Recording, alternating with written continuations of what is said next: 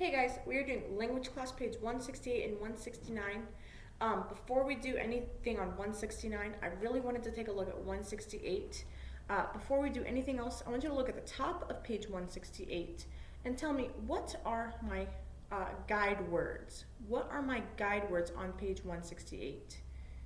And if you look on page 168 at the top in that kind of corner up towards the top, it says she's and ship. That ship kind of has a line in front of it, and that tells me that it's a suffix. That word is a suffix because it comes at the end of a word. That line just represents like a word with ship at the end, like friendship or kinsmanship or something like that. And if you look at the first word on the page, you'll see that it's the word she's, and if you look at the last word on the page, you'll see it's the word ship. And I do have some questions regarding this page, so make sure you're answering these questions. Don't just sit there. Make sure you're actively answering these questions. So number one, what word comes after shine in this example page of a dictionary? What word comes after shine? So look at this dictionary page, find the word shine, and see what word comes after shine. Right, you should have found the word shine, and look at the entry underneath shine, that blue word towards the bottom of the page, and that's the word shingle. Shingle. Shingle comes after the word shine in this dictionary example. Number two, how are the vowels marked in shin? Find the word shin. Okay, the word shin is right above the word shine because that's where it comes alphabetically. And if you look at the word shin, you'll see right next to it, it's like in parentheses, and it says S-H-I-N, and that I has a mark on it that tells me how that I is pronounced. And that I,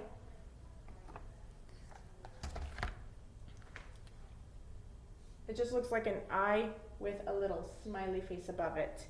And if you haven't learned this already, it would be really good to know what this means.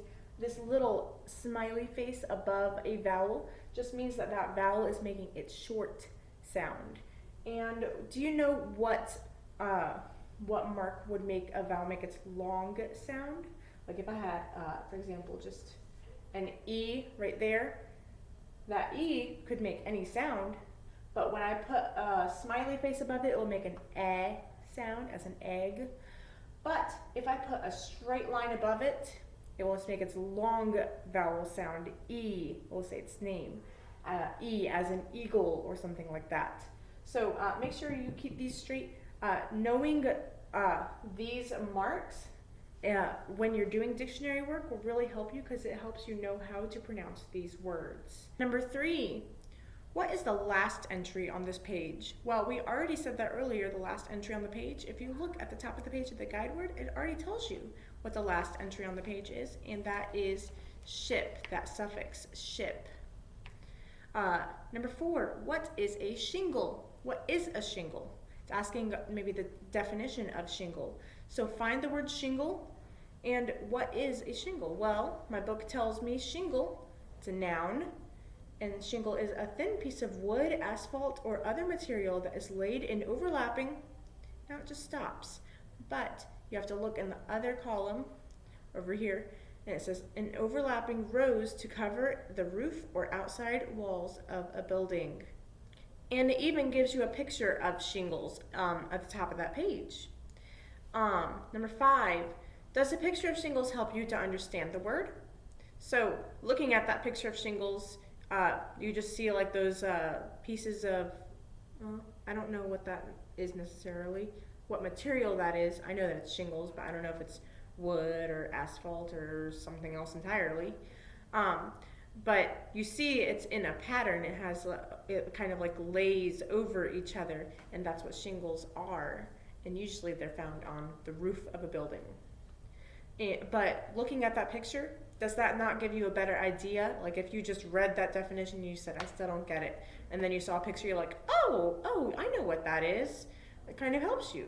So sometimes a dictionary will put a picture in the dictionary of what something is to give you a better idea of what it is. Not always, but sometimes you will find a picture. So even in that pink dictionary that we've been using, that even has a couple pictures in it to help us understand things better. So, number 6, what two parts of speech can the word shield be? So find the word shield on this page. Find the word shield, and it's towards the top of the page, S-H-I-E-L-D. And you can see that it has that E with a line above it, so I know that it's a long E, so it's shield. And after the pronunciation, it says the word noun. So I know that it's a person, place, or thing. It's the shield. It's a thing that you hold, maybe for battle or something like that. A flat piece of armor that is carried on the arm to protect the body during battle. That's what a shield is. But if you keep reading, that says number 1. There's more than one definition for shield. So if you keep going, something that serves as a defense or protection. So we keep going, and they even give us an example sentence. So we keep going. It says number 3, a badge or emblem in the shape of a warrior shield. So it could just be the shield shape. But then it says, after that, it says verb. Verb. So that means that shield can be a noun, a person, place, or thing, or a verb. It could be an action. So what does shield as a verb mean? It means to protect or cover something or someone. And my example sentence says, Kayla wore a straw hat to shield her head from the hot sun. The straw hat is doing the shielding from the hot sun. So that kind of gives a better idea of what the word shield means, and it has multiple meanings, and it can be more than one part of speech. So if you have any more questions about this page, maybe something caught your eye, or maybe you have a question about something, go ahead and throw it down in the comments below this video. But I also wanted to take a look at page 169. We're just reviewing my conjunctions. My conjunctions, of course, being joining. We've called it joining words before, but now we need to call them conjunctions because that is the proper name for them. And I have 3 conjunctions that I've learned so far: and, but, and, or. So think A, they just want you to circle the conjunctions in the sentence. Go ahead and do the first 3 of those, 1, 2, and 3. Think B, they want you to write the contraction of the word in the parentheses. So for example, number 1 says, Mrs. Larson said that she will teach us how to draw. Now I can take she will and combine it together and make a contraction. I can take she will and make it into one word. You'll have to use an apostrophe to do so. It will become the word shield. And you should remember us doing that. And we do it all the time without thinking about it, but now you just have to think about it a little bit in order to do it. But just taking the word she will, the words in the parentheses, and turning it into a contraction. So turning she will into shield. Make sure that's written down for number 1. I also want you to do 2, 3, and 4 in that section. And then think C, we have some proofreader's marks. I just want you to do number 1 and number 2 in those proofreader's marks.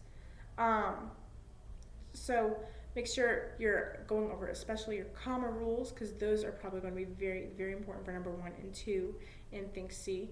I'm not going to go over these on the board because I want you to be able to do these on your own.